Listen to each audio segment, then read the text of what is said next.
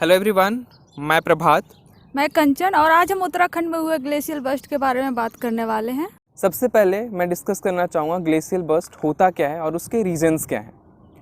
तो सडनली किसी ऐसे बांध का टूटना जिसमें ग्लेशियल लेक का पानी कलेक्टेड हो उसे हम ग्लॉफ या ग्लेशियल लेक आउटबर्स्ट फ्लो कहते हैं। ग्लॉफ के होने के बहुत सारे रीजंस हैं, जैसे earthquake, volcanic activity, heavy rainfall, avalanche, landslide. और अगर हम ब्रॉड प्रोस्पेक्टिव में बात करें तो climate change the main reason behind this. देखते हैं कि ये ग्लेशियल बर्स्ट कहाँ पे हुआ और इसका इम्पैक्ट किस किस रीजन पे रहा। ये ग्लेशियल बर्स्ट उत्तराखंड के चमोली के रैनी विलेज में हुआ और वहाँ से होने के बाद इसने बहुत सारे हाइड्रो पावर प्रोजेक्ट को नुकसान पहुँचाया, जैसे कि NTPC तपोवन और वहीं ऋषिगंगा पे चल रहे अलकनंदा रिवर पे प्रोजेक्ट को भी इसने नुकसान पहुँचाया। उसके बाद इसने देवप्रयाग, हरिद्वार और ऋषिकेश के एरिया को भी तबाह किया। उत्तराखंड में हुए ग्लॉफ के रीजंस क्या हैं? बहुत सारे national and international scientist and geologist ने अलग अलग दावे किए हैं। कुछ ने सैटेलाइट इमेजेस का दावा कर ये बताया कि त्रिशूल पर्वत पे लैंडस्लाइड हुआ, जिसकी वजह से ग्लेशियल पे दबाव बना और ग्लेशियल टूट गया, जिसकी वजह से ग्लॉफ हुआ।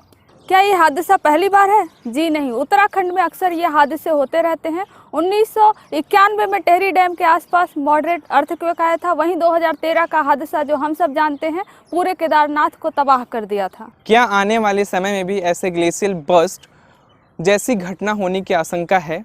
हाँ, तो international centre for integrated mountain development के 2005 की रिपोर्ट के अनुसार वहाँ पे 127 ग्लेशियल लेक्स थे, लेकिन रिसेंट के रिसर्च ये कहते हैं कि ये ग्लेशियल लेक 127 से बढ़कर 400 हो गए हैं।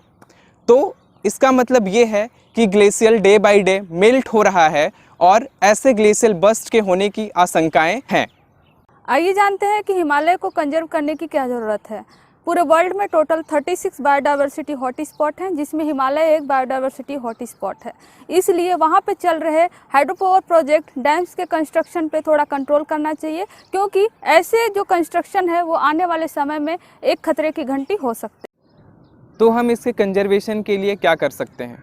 तो हम लोगों में अवेयरनेस फैलाएं, वहाँ पे जो भी वनरेबल एरियाज़ हैं वहाँ पे कंस्ट्रक्शन को रेस्ट्रिक्ट करें, पहाड़ी में प्लास्टिक ना फैलाएं और वहाँ जाने वाले टूरिस्ट से ये निवेदन है कि हिमालय के कंजर्वेशन में अपना योगदान दें। और बस हम यही चाहते हैं कि हम सभी सुरक्षित रहें और पर्यावरण को सुरक्षित रखने में अपना साथ दें।